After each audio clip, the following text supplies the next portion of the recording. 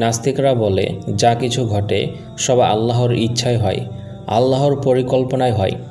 আল্লাহ না চাইলে কোনো কিছুই ঘটে না। তাহলে প্রশ্ন হলো, একজন নিরীহ শিশু ধর্ষণের শিকার হয় কেন? নিরপরাধ মানুষকে খুন করে ফেলা হয় কেন? অসহায় মানুষ দিনের পর দিন অত্যাচারিত হয় কেন? এগুলো কি আল্লাহ তাআলার ইচ্ছায় হয়? আল্লাহ কি এগুলো পরিকল্পনা করে করেন? নাস্তিকদের সবচেয়ে বড় অভিযোগ।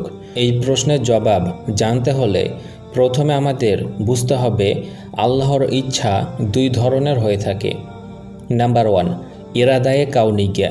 এটা হচ্ছে যা কিছু দুনিয়ায় ঘটে আল্লাহ তা ঘটতে দেন। তিনি জানেন এবং চাইলে রুখতেও পারেন, কিন্তু সব কিছু তার হিকমত, জ্ঞান ও পরীক্ষা অনুযায়ী ঘটে। নাম্বার 2, ইরাদায়ে শারঈয়া।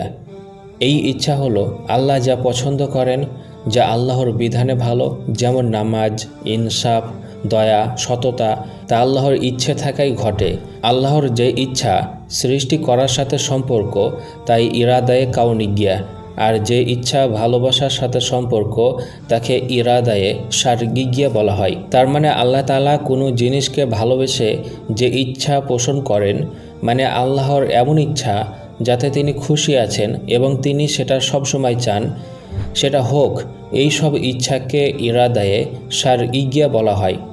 যেমন ইরাদায়ে শারঈয়া, তার রেফারেন্স হচ্ছে যেমন কোরআনে আল্লাহ তাআলা জানিয়ে দিয়েছেন, আল্লাহু ইউরিদু আইয়াতুবা আলাইকুম। আল্লাহ তোমাদেরকে ক্ষমা করতে ইচ্ছা করেন। এখানে আল্লাহ ইচ্ছা করেন মানে ভালোবাসেন। আল্লাহ সবসময় চায় তার বান্দাকে ক্ষমা করতে, কিন্তু শর্ত হচ্ছে ক্ষমা তো চাইতে হবে।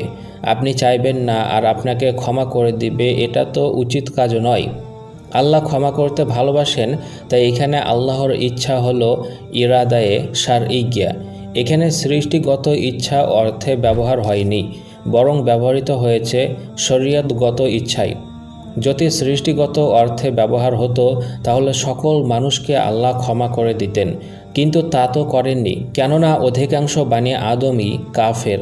সুতরাং আল্লাহ তোমাদেরকে ক্ষমা করতে ইচ্ছা করেন মানে আল্লাহ তোমাদেরকে ক্ষমা করা পছন্দ করেন, কিন্তু শর্ত হচ্ছে ক্ষমা চাইতে হবে। আল্লাহ কোনো জিনিসকে ভালোবাসার মানে এই নয় যে তা অবশ্যই কার্যকরী হবে। ভালোবাসে মানে এই নয় যে আল্লাহ কাফের, মুশরিক, নাস্তিক সবাইকে ক্ষমা করে দিবেন তারা না চাইলেই। যদি এমন করতেন তাহলে মুসলমানদের ওপরে ইনসাফ করা হতো না, কারণ মুসলমানরা আল্লাহর কাছে ক্ষমা চায় আর আল্লাহ ক্ষমা করে দেন, কিন্তু অমুসলিম তারা ক্ষমা না চেয়েই ক্ষমা পেয়ে যাবে। এটা তো সঠিক বিচার হলো না।